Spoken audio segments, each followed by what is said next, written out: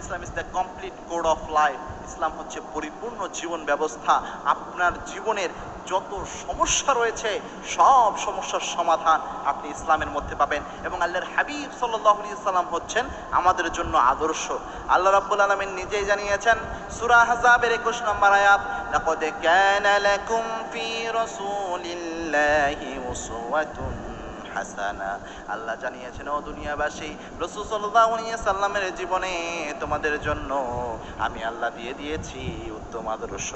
উত্তম আদর্শ আল্লাহর হাবিবের চরিত্রে আল্লাহ দিয়ে দিয়েছেন। আল্লাহ বিশ্বনবীকে আমাদের জন্য আইডল হিসেবে দিয়ে দিয়েছেন। আল্লাহর হাবিব তার জীবনে সকল সমস্যার সমাধান দিয়েছেন। রান্নাঘর থেকে নিয়ে শুরু করে রাষ্ট্র পরিচালনার যে সিস্টেম রয়েছে সব কিছু বিশ্বনবীর চরিত্রে পাওয়া যায়। আল্লাহর হাবিব একটি দোয়া শিক্ষা দিয়েছেন। ইবনে আব্বাস রাদিয়াল্লাহু তাআলা আনহুকে আল্লাহর হাবিব এই দোয়া পড়ে ফু দিয়েছিলেন। বুখারী শরীফের 143 নম্বর হাদিস এটি।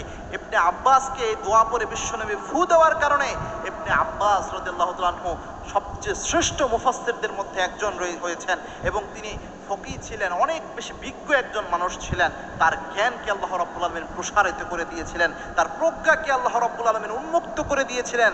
সুতরাং এই দোয়াটা আমার মাদের উচিত, ছোট্ট সন্তান যারা রয়েছে অথবা বড় হয়ে গেলেও সমস্যা নাই, যখন ঘুমিয়ে থাকে এই দোয়াটা পড়ে ফু দেওয়া। বুখারীতে হাদিস এসেছে আল্লাহর হাবিব সাল্লাল্লাহু আলাইহি সাল্লাম ইবনে আব্বাসকে একদা দোয়া করলেন। আল্লাহর হাবিব ইবনে আব্বাসের মাথায় হাত দিয়ে বিশ্বনবী বললেন, আল্লাহুম্মা ফাক্কিহু ফিদ্দীন।